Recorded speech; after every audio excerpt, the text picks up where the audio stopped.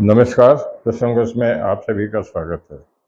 प्रसंगस में आज बात करेंगे हम एक ऐसे नेता की जो लोग चुनाव जीतने से पहले घोषणा करते हैं, लेकिन चुनाव जीतने के बाद में घोषणा करने वाले भाजपा के नेता, भाजपा के केकड़ी से विधायक शत्रुघ्न गौतम की। शत्रुघ्न गौतम जब विधायक का चुनाव जीत गए थे, चुनाव जीतने के बाद में उन्होंने घोषणा की थी कि केकड़ी, नसराबाद और देवली वाला जो रास्ता है, जो रोड है, हाईवे है, वो अभी 2 लेन का है। इसको 4 लेन का जब तक नहीं बनेगा, जब तक मैं मेरे वो मेरे पैरों में पदवे से यानी जूते चप्पल ग्रहण नहीं करूँगा। तो अब उसको लेकर के वो दिन आ रहा है। उनका 22 जुलाई को जन्मदिन भी है और 650 करोड़ रुपए उसके लिए स्वीकृत हुए हैं। वास्तव में इसकी आवश्यकता भी थी। जो लोग नशा से होकर के और कोटा जाने के लिए देवली तक जाते हैं, उनको पता है कि किस प्रकार का रास्ता है।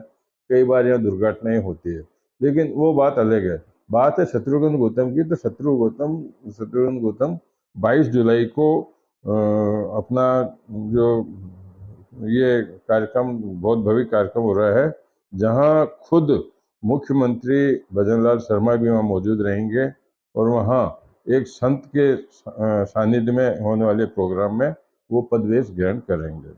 बात कर लेते हैं चुनाव की। चुनाव के दौरान जो घोषणाएं होती है, मन लुभावन बातें होती है, जो लोगों को आकर्षित करने की जो घोषणाएं होती है, उसका दौर शुरू हो गया है। क्योंकि हरियाणा में, महाराष्ट्र में विधानसभा के चुनाव होने वाले हैं, बिहार में भी होने वाले हैं। तो सबसे बात पहले कर लेते हैं नीतीश बाबू की। नीतीश बाबू ने 1,87,818 शिक्षकों की भर्ती की घोषणा कर दी है। हालांकि जो शिक्षकों की परीक्षा हुई थी वो पहले हो गई थी। जिनका सिलेक्शन हुआ था उनको अपॉइंटमेंट नहीं दिया गया था, लेकिन अब उनकी काउंसलिंग शुरू हो जाएगी और अगस्त में शेड्यूल जारी हो जाएगा, जिसके बाद में उनको नियुक्तियां मिलेगी। ये सिर्फ चुनावी चर्चा है। चुनाव की बात करें तो महाराष्ट्र में भी अब ऐसा ही किया। महाराष्ट्र में 12वीं पास जो युवक है, जिसने 12वीं पास कर ली है, उसको 6,000 रुपये महीने का अनुदान दिया जाएगा। इसी तरह से डिप्लोमा करने वाले ग्रेजुएट्स को, उनको भी 10,000 12,000 रुपये महीना दिया जाएगा। अब मध्य प्रदेश के पूर्व मुख्यमंत्री शिवराज सिंह चौहान ने लाडली बहना शुरू की थी वहाँ पे। अब इन्होंने लाडला भाई योजना शुरू कर दी है, जिसके तहत ये योजना की जाएगी। लाडला भाई योजना का ऐलान किया है।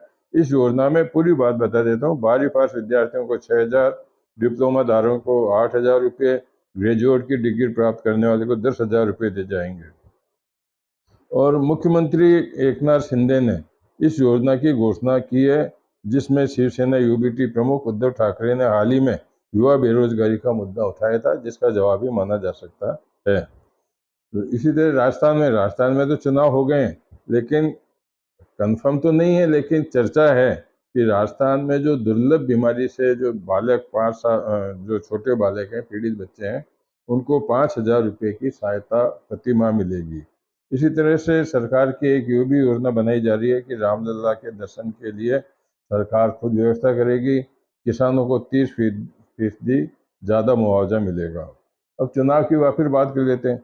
हरियाणा सरकार ने भी एक बहुत बड़ा ऐलान किया, क्योंकि हरियाणा में भी चुनाव होना है। मुख्यमंत्री नायब सैनी ने सरकारी नौकरी में अग्निवीरों को 10% आरक्षण, तो चलो ये तो वाजिब बात है। पुलिस माइनिंग गार्ड की भर्ती में आरक्षण मिलेगा। सी ग्रुप में नौकरी में 5% आरक्षण मिलेगा। सी और डी ग्रुप में भी 3 साल की आयु सीमा में छूट दी जाएगी। तो ये सारी बातें चुनाव को लेकर के। लेकिन चुनाव के बाद में उत्तर प्रदेश में क्या हो रहा है, वो भी देखने वाली बात है, जो कल से बहुत चर्चा में है।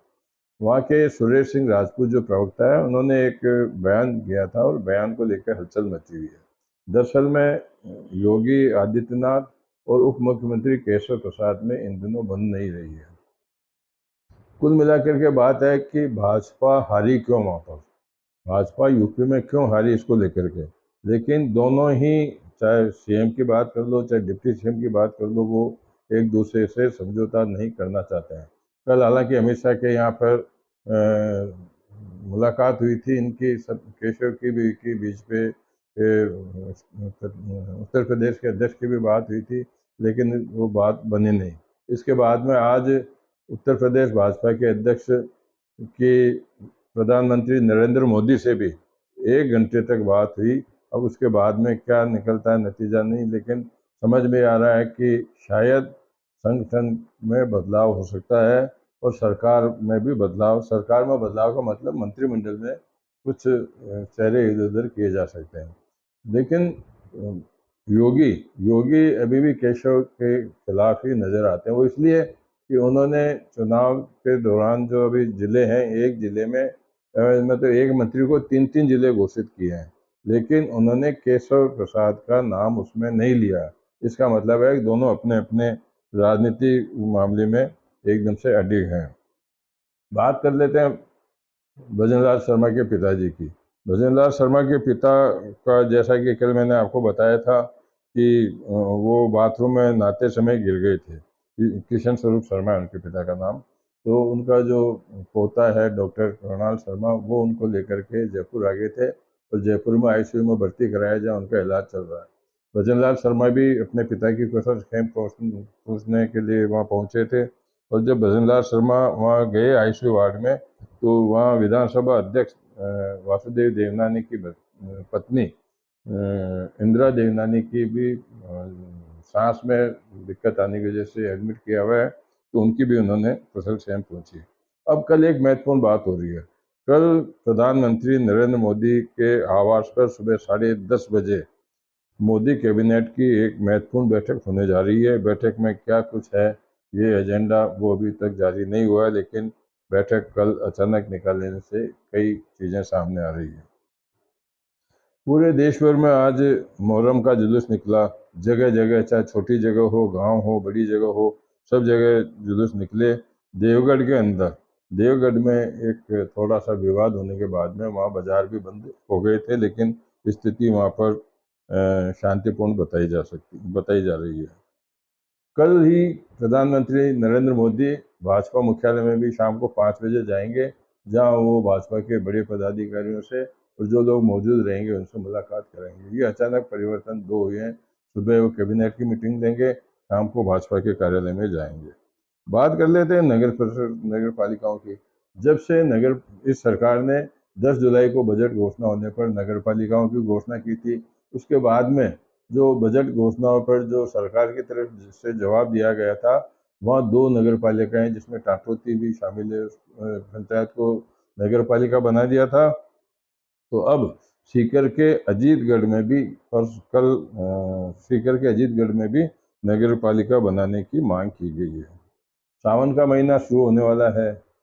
21 जुलाई को पूर्णिमा है, उसके दूसरे दिन से सावन का महीना चालू हो जाएगा।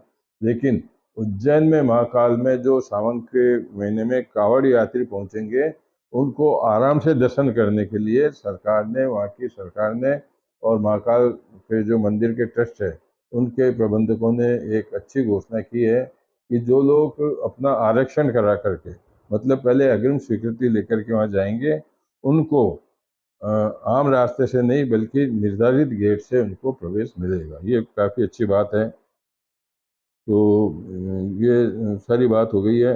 अब केजरीवाल जी की बात कर देते हैं।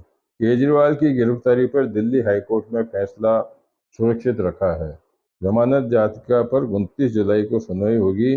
सीबीआई ने कहा कि जांच रोकने की कोशिश हुई है। तो ये सारी बातें हैं, इनको लेकर के क्या कुछ सामने आता है, लेकिन अजीत पवार के भी महाराष्ट्र में परेशानी का सामना करना पड़ सकता है। अजीत पवार के 4 जो बड़े नेता हैं, जो साथी हैं, उन्होंने पलायन करके, उनके साथ में साथ छोड़ करके शरद पवार के साथ में जाने की बात कही है। बात कर लेते हैं, कल जो 5 शहीद हुए थे जम्मू कश्मीर में, उनमें से 2 राजस्थान के भी थे, झुंझुनू जिले के। तो उन दोनों जवानों को आज राजकीय सम्मान के साथ में तिरंगा यात्रा में लेकर करके और उनका अंतिम संस्कार किया गया। यही कुछ चर्चाएं जो आज की प्रमुख रही थी। कल फिर नई चर्चाओं के साथ मैं आपके सामने उपस्थित होऊंगा। तब तक के लिए नमस्कार।